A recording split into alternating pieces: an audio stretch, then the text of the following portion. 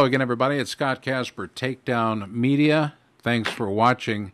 It's breaking news out there inside MMA's. Kenny Rice and Boss Rutten called on the carpet by ONE FC welterweight champ Ben Askren. Ben Askren suggests that Kenny and Boss cut him off during a television interview last week on Inside MMA. He joins us from his home in Wisconsin.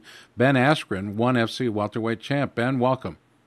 Thanks a lot, Scott. Appreciate you having me on, and it's good as always. I know we've known each other for a long time, so it's always good to come on and talk to an old acquaintance, friend. It's always good to talk to you. If you're living under a rock and missed my interview with Kenny Rice, here it is. What a coward. That is a tweet that I saw you put out there along with the link to the interview, and surely it wasn't the entire interview. Talk to us about, first of all, what your ultimate goal of going on Inside MMA was, and then we'll get to how it turned out. Well, I had no goal when I went on Inside MMA. Obviously, the first interview I did last week post my fight was Ariel Helwani's interview, MMA Hour, on Tuesday. I expressed some dissenting viewpoints that I don't think they're very far out there, but a lot of people kind of do. They disagree with me. So I think Inside MMA, they knew what they were getting when they brought me on. I had no goals. I didn't know what questions they were going to ask. I was just going on to go on because, it's a good show. It's good publicity. Well, I would suggest that you probably were going on because you are the new champion for the organization for which you fight, ONE FC, a rising mixed martial arts promotion. And congratulations for that, by the way. I don't know that I've had a chance to congratulate you on a job well done, but you did exactly what you said you were going to do, go into that cage and just absolutely beat on your opponent. Yeah, exactly. ONE FC's been awesome to me. Obviously, that was my second fight. I got to fight the champion, Nobutatsu Suzuki. And my strategy didn't differ. I've been in 14 fights, Scott. I've said I'm going to do the same thing 14 times in a row, and I have done the same thing 14 times in a row, which being walk across the cage, grab a guy, take him down, beat him up. And that's what I do. So I think I do that better than anyone on the planet, and I'm just waiting for my opportunity to completely prove that, because I think I've proved it 14 times, and just people aren't quite sold enough yet. There are people who are suggesting perhaps that in a normal television interview, they're 3.5 to 4 minutes. You'd gone over that by 1.5 minutes. There are some that are suggesting perhaps that you were kicked off the air for criticizing the UFC during this last Inside MMA interview. Do you believe that to be true? Well, I was definitely cut short. They claimed I was ranting. They asked questions. I answered the questions. I'm sorry I didn't give them yes or no answers. Sometimes I feel like on Inside MMA they want to give you, 1 or 2 sentence answers, and I felt like I needed to answer the question in its entirety, not just give them a little snippet. And that's what I wanted to do, and that's what I did. And yes, I did feel like I was cut off. Initially I wasn't even that mad about it. I was slightly annoyed, and then once I went into my living room and played back the thing, and then I saw Kenny go on and on and on after I was cut off. That's kind of really when I really got annoyed with the situation. But he wasn't going on and on about you in a negative way. He and Boss were doing what they do in a talk format. So, what caused you to be angry? Well, it wasn't specifically about me, but he was, in a sense, taking away from the things I said. So, I was making one point. The point being that I think the UFC has some serious competitors coming through the ranks in Bellator gaining steam and ONE FC in Asia gaining steam. And I was also making the point that while I would like to fight Johnny Hendricks and beat Johnny Hendricks up and prove to everyone that I'm the best fighter in the world at welterweight, which I believe I am, I don't believe it's necessary for my career to do that in the UFC. That was the point I was making. And so when I was cut off, while he didn't really say negative things directly at me, he definitely was saying what my opinions were silly and invalid, essentially. Invalid only because there is no proof in that. You called Zuffa a monopoly. I believe at one point you called them a monopoly, but at the same time you talked about the company you fight for and Bellator, rising companies, and surely the numbers, perhaps the ratings, don't necessarily reflect that. What is your response? Well, I would say when Zuffa bought Strikeforce in 2011, That was probably the height of their monopoly over the mixed martial arts world. I was in Bellator in 2011, and so I know what Bellator was like in 2011. Um, and man, we were not playing the sold out arenas or packed shows. We were in small rinky-dink casinos around America, and I think we were on either a Fox Sports affiliate or MTV2 at that time, drawing probably 150,000 people per show on TV. So I think that would be at the height of Zuffa's monopoly. And I guess the point I was making about that is when they did have that monopoly, and it's not by definition it was a monopoly, but de facto it essentially was. They were using Dana was using his position to bully people into things that they didn't necessarily want to do. And I think an easy example of that was when John Fitch didn't want to sign away his likeness for free for the video game. He cut him. He just said, "Okay, you're done." And then obviously, John had to back out on his position, and that was when he was the #2 ranked welterweight in the world. We're not talking about a 500 fighter. We're not talking about a guy with a losing record in the UFC. We were talking about a guy who is 13-1, the #2 fighter in the world, and Dana essentially bullied people. And I'm a strong believer in karma, and so when you treat people or a lot of people in a certain manner, I think it eventually always comes back to bite you in the ass. I agree. I agree. Mark Cuban has been brought into this. As a matter of fact, you tweeted M. Cuban, at M. Cuban, in saying this, and I'll quote your tweet. "Hey, M. Cuban, I thought at Inside MMA at Access TV was an independent MMA news source. Better check how much Kenny Rice Sports is taking from UFC. I asked Kenny Rice directly if he is in any way, shape, or form under the payroll or being paid by the UFC for his positions or statements, and he said no, and very specifically no. Do you regret saying that about Kenny Rice?"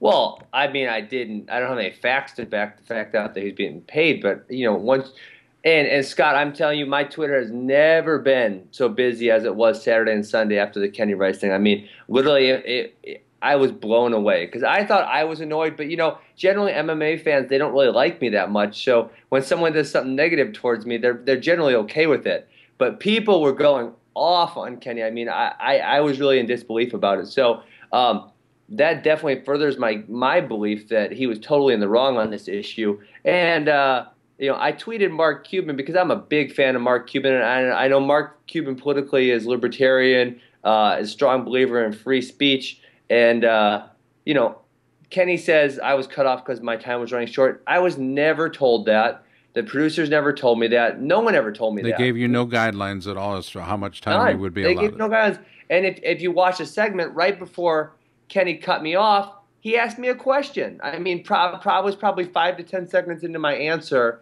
at the point in which he cut me off. So he could have cut me off before that question, and it would have been a much more cordial ending. But he continued to ask questions. I continued to answer questions. That's really, I think, where the big thing came up. You'd been ranting the entire week before you came on the show on Inside MMA, before you were a guest, about Dana. Is this a promotional ploy by you and your team to get his attention? And if so, what is your ultimate goal? Is it, in fact, a rematch of one of the great collegiate competitions of all time between you and former Oklahoma State Cowboy, the big rig, Johnny Hendricks?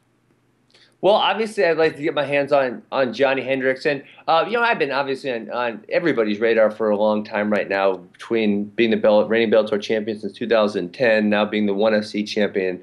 Also, I'm definitely on everyone's radar. And honestly, Scott, at this point, it's hard for me to predict an end goal because I don't have control over my situation. I have no control over what Dana White's eventually going to do. I really don't.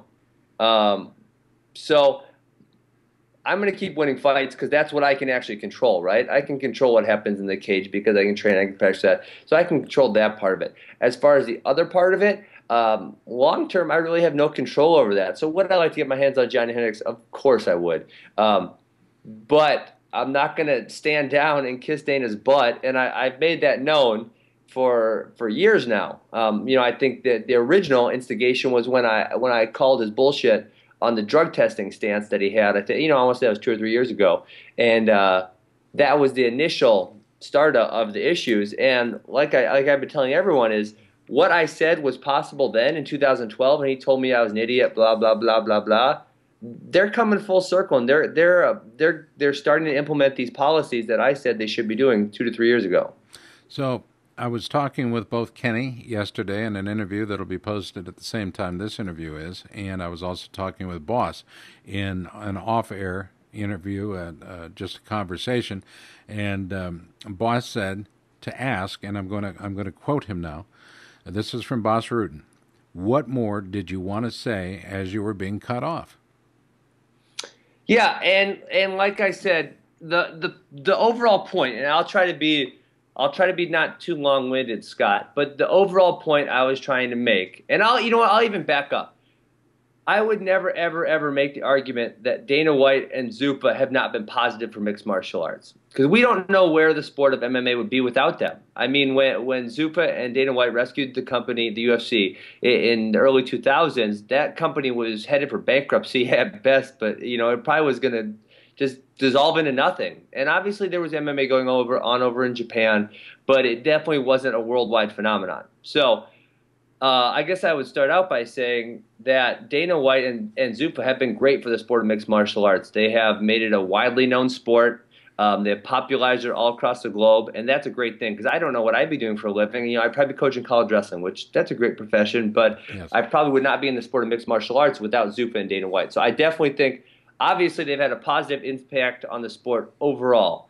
Now, that being said, like I talked about when they got the monopoly buying Strikeforce in 2011, I don't think all the decisions Dana White makes are always the best decisions, and I don't think he uses the golden rule at all, right? Do unto others as you would do to yourself. So I think he's definitely bullied some of these fighters into taking a lot less money. And I think now that there's a few rival organizations that are, they're not at UFC level yet. But like I said, ONE FC is growing huge in Asia. Bellator is gaining steam and has the backing of Viacom.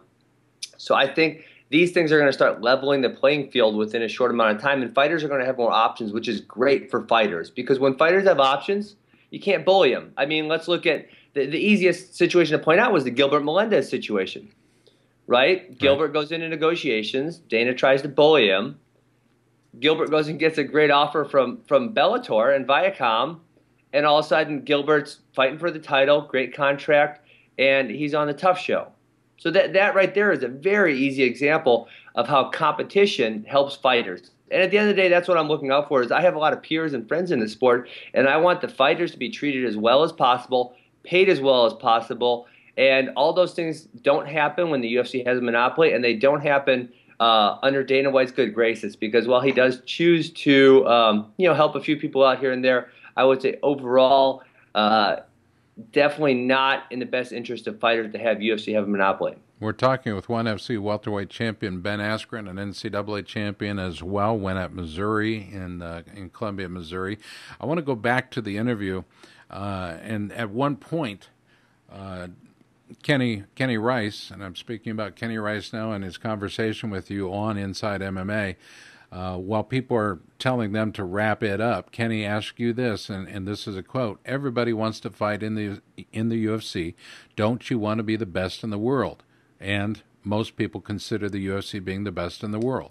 He says that, and you agree, and you say 100%. I don't disagree with you, but, and then you go back and, as they say, continue your rant against the UFC and Dana again. What were you trying to point out at that juncture?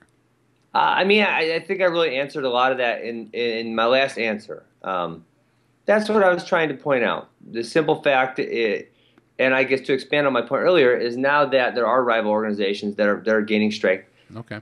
I can make a great living in ONE FC, and I can keep winning fights, and I can, while many fans not believe it, I know I'm the best damn welterweight on the planet.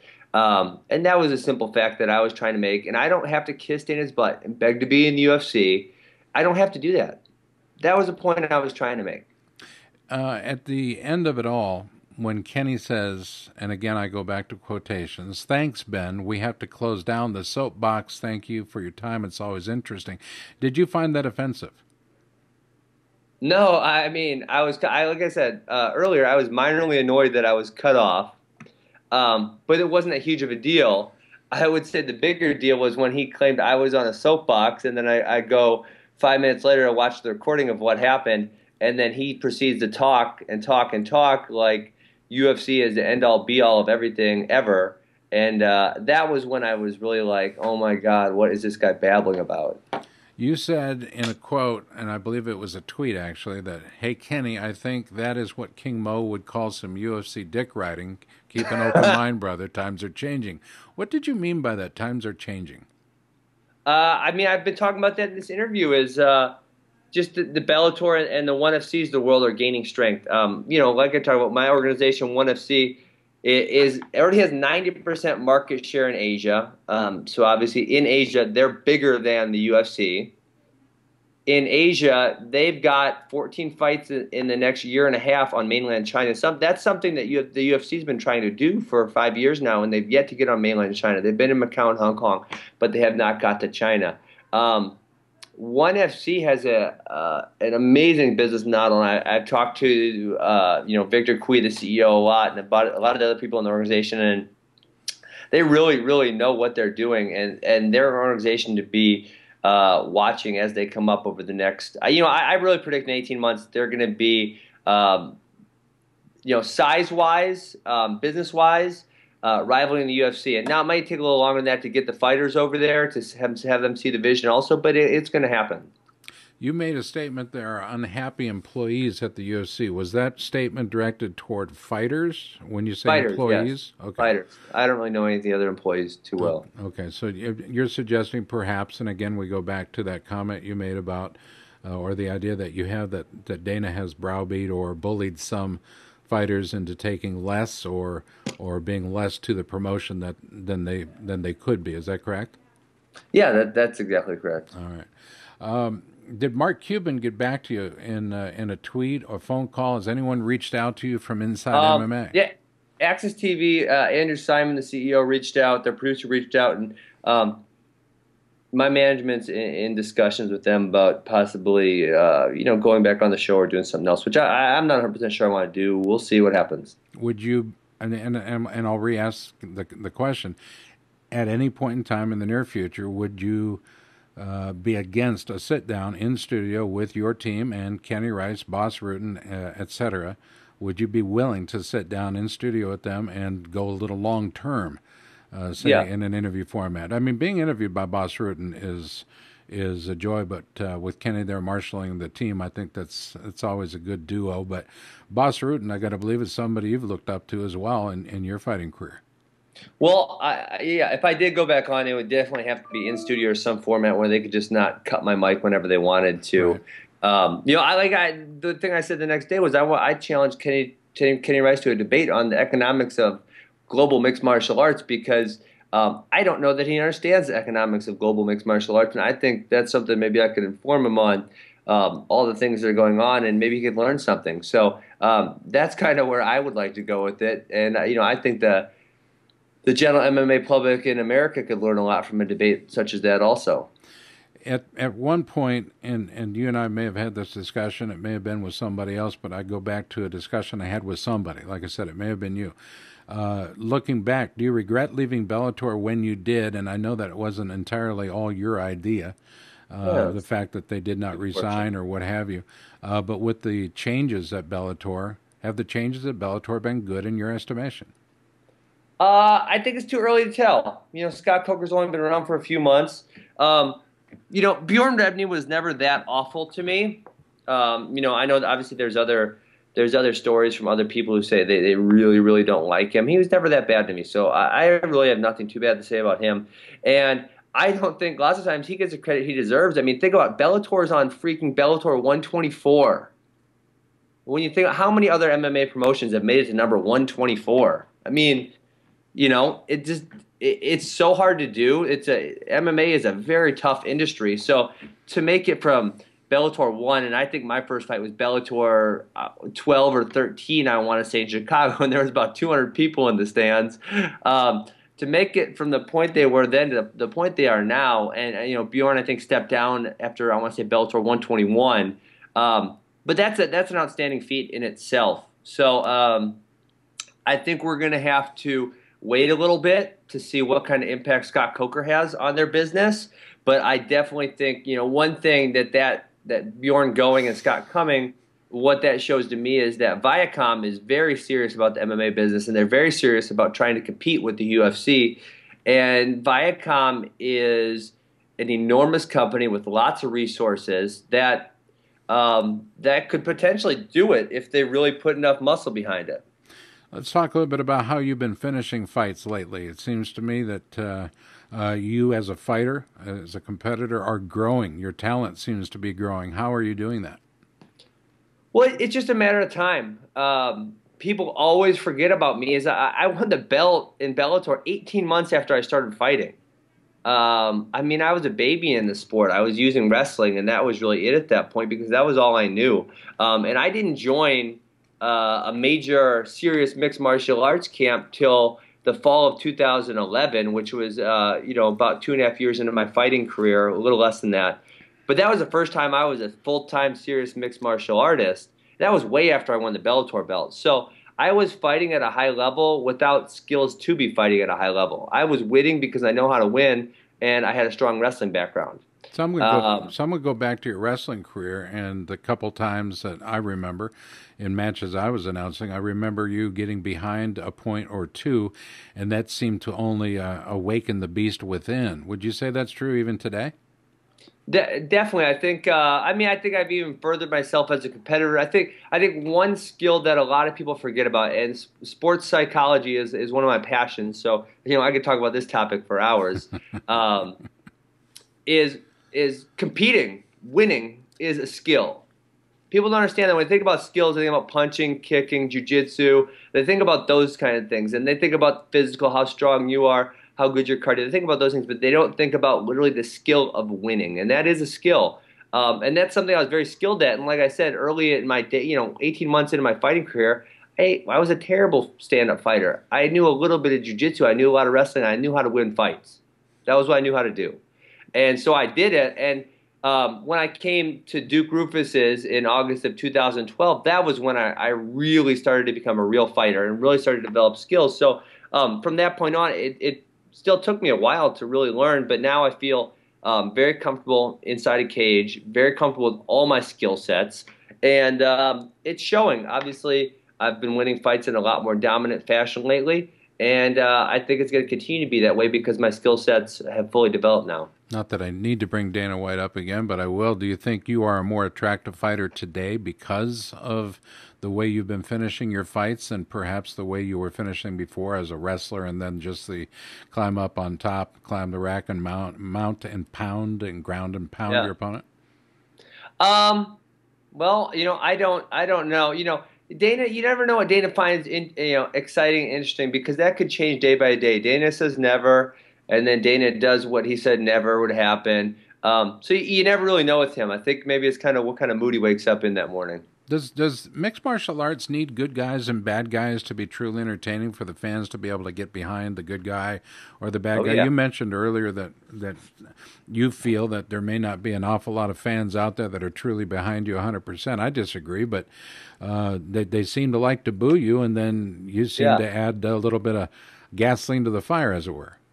Yeah, I was playing the bad guy for a while, but now I might be playing the good guy. I'm not really sure yet at this point, Scott. But I think personalities are paramount. And the easiest, I mean, Scott, this is an easy example, and I know you know this, is freaking pro wrestling is fake. Well, last Friday night, Bellator and UFC went head-to-head. Well, they finished second and third place. You know who was number one?